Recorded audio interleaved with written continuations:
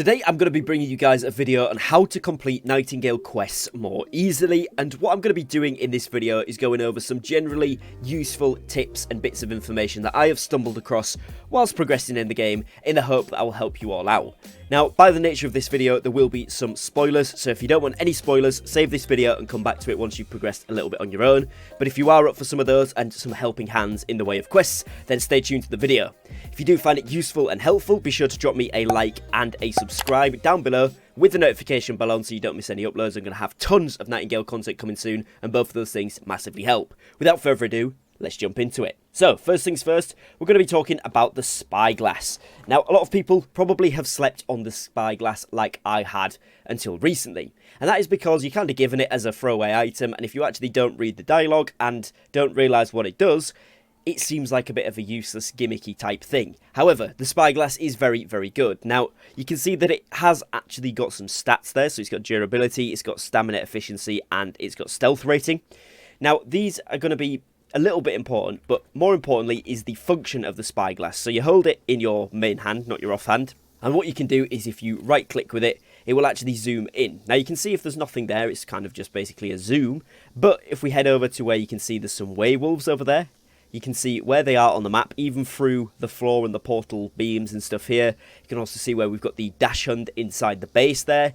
And so what this will allow you to do is actually be able to see enemies or bosses that you specifically need for some of the items on the quests. Whether that be, as you can see in the top right of my screen, the Elder Eaten Heart, which I'm currently looking for right now, or whether it be some of the other enemies, whether you're looking for yew wood or whatever, then that is going to be super, super helpful. Now, the next thing here sounds obvious, but use the journal. Press J, open up the journal menu, and especially if you're somebody that doesn't actually read all of the dialogue, this kind of has a very succinct summary of the things that you'll need. So if we go on to Heart of the Elder Eaten, for example, you can see here it says that they are acquired by killing one or by making an offering. They can be found in the Forest Hunt realms, so it tells you which type of realm and which level you need to be at in order to find them.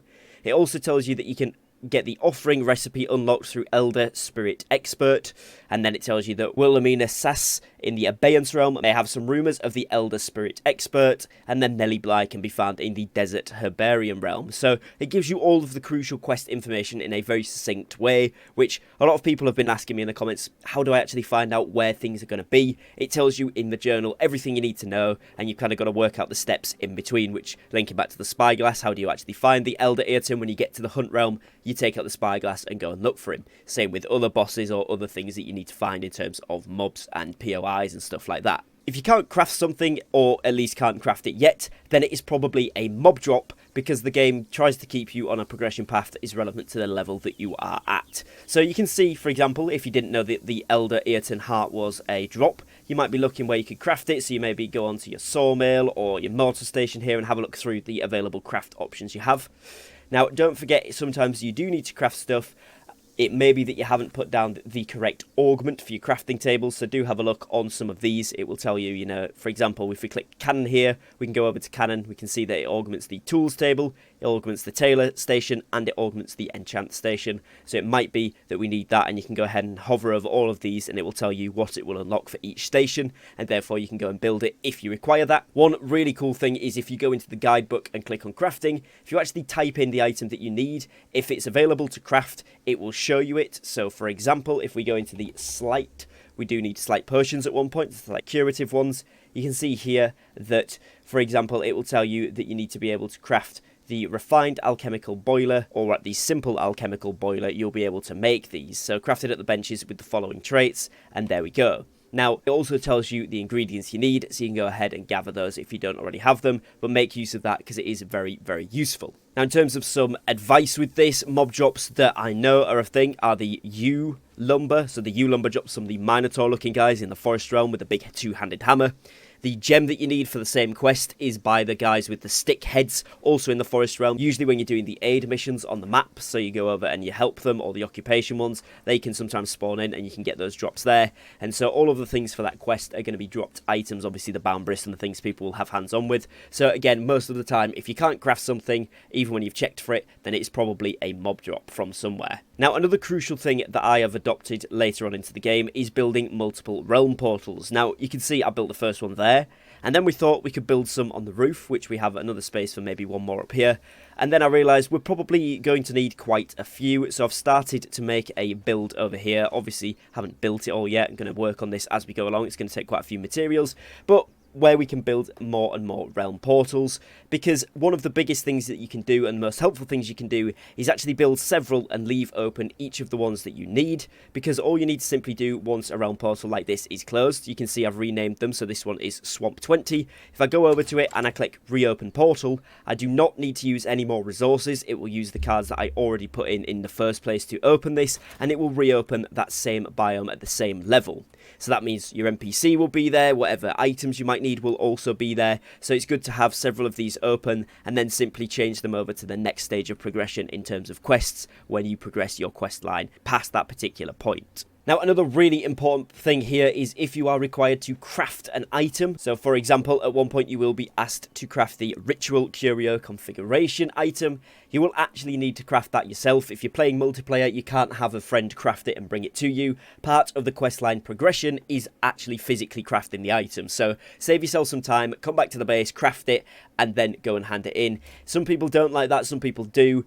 It doesn't really matter either way, because currently that is the way the progression works. So you do need to individually craft items if part of the quest line in the top right says craft so and such an item. So make sure you don't get stuck on that. Now, another really important thing is that on your map, all NPCs can be seen. So you'll see here they are shown with this like speech mark in a kind of flag looking bubble here on the map. And they will be in the same place on the same realm. So for example, your Abeyance realm, Wilhelmina will always be where she has spawned. And then if you go to, say, for example, Desert 30 or Desert 50, those NPCs will be where they are every single time you open that realm. So they're not going to change locations. You don't have to go looking for them, and you're going to be able to find them easily by simply opening up the map and looking for that little thing. So the first time you go to a map, if you want to find an NPC, open it up, have a look where they are. They will always be marked on your map for you, and you can simply travel over and talk to them. Now, kind of a final specific little tip here is going to be going into the specific zones for things like swamp fibre. I know a lot of people are getting stuck and asking me in the comments and on the Discord and things like that, how do we get swamp fibre? Swamp fibre is from the swamp zone, naturally, but what you will need to do is go in with a sickle. So you will need to have some sort of sickle. It needs to be at least capable of destroying a level 40 plant. So if you've got the simple sickle upgraded, that should suffice. This is what I have been using, and you simply go into it, go up to them. You'll look for a patch of white trees. So you can see how here on the forest realm, these ones are purple. When you go into the swamp realm, there will be a patch of white trees. And underneath where the white trees are, there will be some big, tall, white-looking grass. This is what you need to cut down, and you'll get the item that you can see on my screen here, which is Plant Fibre Tier 1 Swamp Fibre. That is needed for crafting those potions that we talked about before, these slight curative ones, which is these bad boys right here. And it's holding a lot of people up. So you simply look for the white trees, the trees that have got the white leaves on. Go underneath them, there'll be white blades of grass. Take in a level 40 sickle and go ahead and chop them down. That will get you these items. It's also worth noting you can get these for each of the biomes. So obviously you can see here the forest fibre. These are going to be needed for some other crafts later on, so don't get hooked up on these again when they crop up. Look for them. In the forest ones, they look slightly different to the swamp ones. Obviously, these are a little bit of a sort of bluey purple colour in the forest, but they are pretty noticeable because if you don't have a sickle in your hand, it will tell you that this specific bit that looks a bit similar to plant fibre requires a sickle of a certain level, and that gives it away as to which these are. So hopefully these quick tips and tricks for quests in Nightingale will help you out and help you to more smoothly progress. If you did find the video helpful and useful, please do drop me a like and a subscribe down below. Both those things massively help out the channel, and make sure you've got the notification bells on so you don't miss out on any future uploads, because I am going to have tons of Nightingale content coming to the channel very, very shortly. If you do think there's any other quest tips for Nightingale that I have missed out that you would have included, drop them in the comments down below so we can all help each other out in terms of progressing on these quests. And other than that, thank you very much for watching, and I'll catch you again very shortly on a brand new upload. Take care and peace.